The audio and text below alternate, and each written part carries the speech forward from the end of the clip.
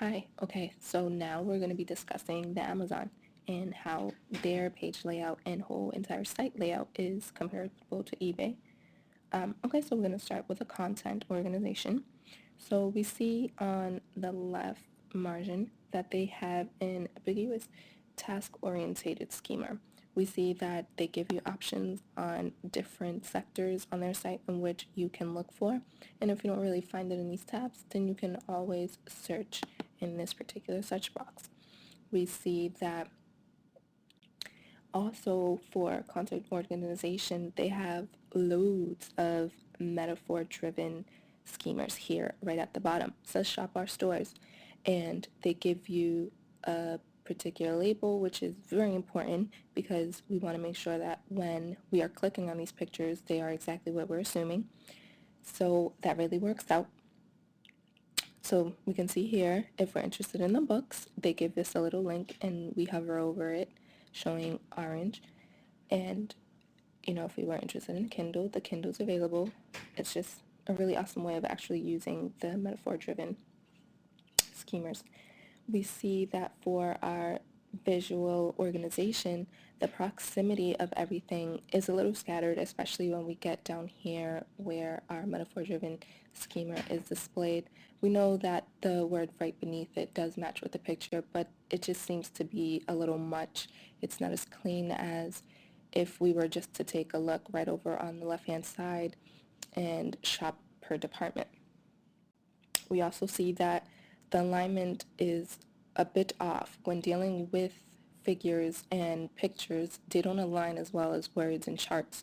So this is something else that is not designed well. It looks nice and it's very appealing, but it's just not as clean as we want it to be. We see that the contrast in color is pretty well done. It's not as clear as we would want it to be, but it's much better than eBay having gray on white. The blue lining does really break up the section where you shop and the section where you're being suggested to shop.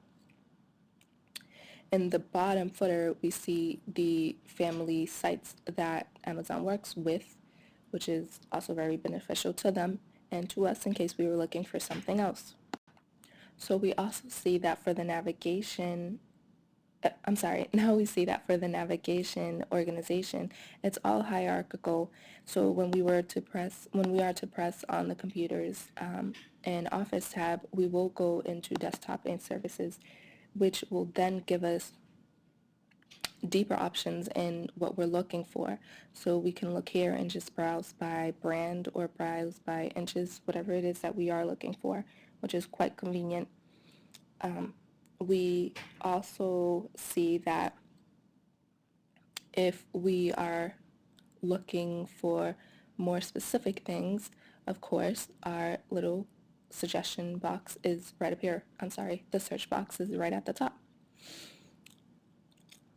And we also see that for colors, Amazon has been smart enough to use orange and blue as colors, which are opposite on the color wheel.